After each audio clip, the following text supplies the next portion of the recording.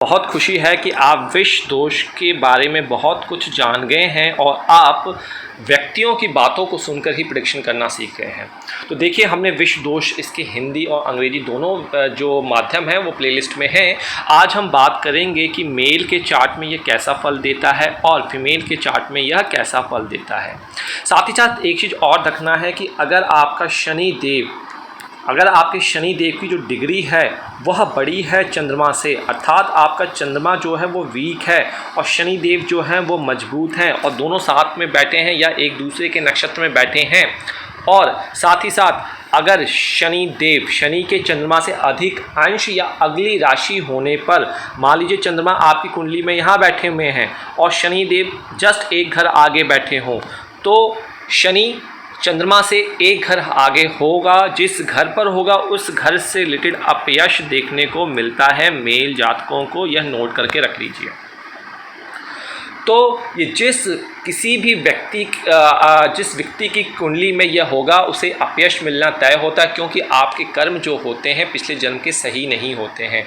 तो कुंडली में जिस भाव में भी 1 से लेकर 12 तक किसी भी भाव में विष योग बनता है, प्राणी को उस भाव से ही संबंधित कष्ट मिलते हैं, अथवा उस भाव से संबंधित वह भाव जो है उसका जो सिग्निफिकेंस है, कारकत्व है, उसमें अभाव रहता है, रिजल्ट नहीं मिलता है। तो इस चीज़ को आपको ध्यान रखना है। साथ ही साथ फीमेल, अगर किसी फीमेल के चार्ट में, किसी महिला के चार्ट में यह योग बन रहा है विष योग, तो ऐसी महिलाओं को पुरुष से, पिता से, भाई से, पति से और पुत्र से जो प्रेम होता है वह उतना नहीं मिलता है। आर्थिक स्थिति, मानसिक स्थिति में प्रॉब्लम आती है, शारीरिक रूप से पीड़ा रहती है।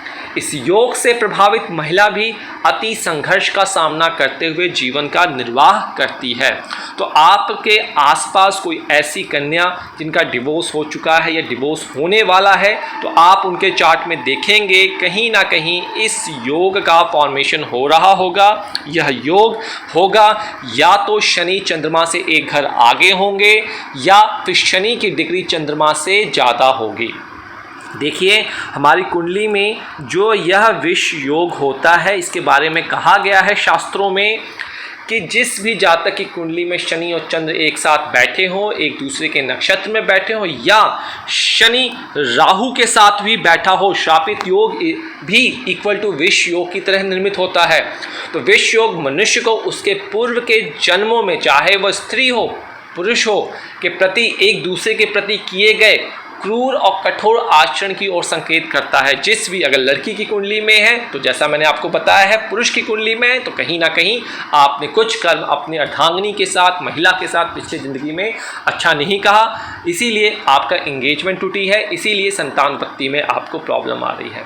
तो 100% इस योग का प्रभाव देखने को मिलता है। तो यह योग जो है बहुत प्रभावशाली योग है, इसे नज़रअंदाज नहीं करना चाहिए। और जिस भाव में यह फॉर्म हो रहा है, जिस भाव में यह निर्मित है, उस भाव से रिलेटेड छल पीड़ा नहीं देनी चाहिए। अगर आपके सप्तम भाव में यह है, विवाह लेट होगा, कई सारे प्रपोजल आएंगे, टूट जाएंगे, क्योंकि आप बहुत ज़्यादा एम्बिशियस हो जाएंगे उस केस में।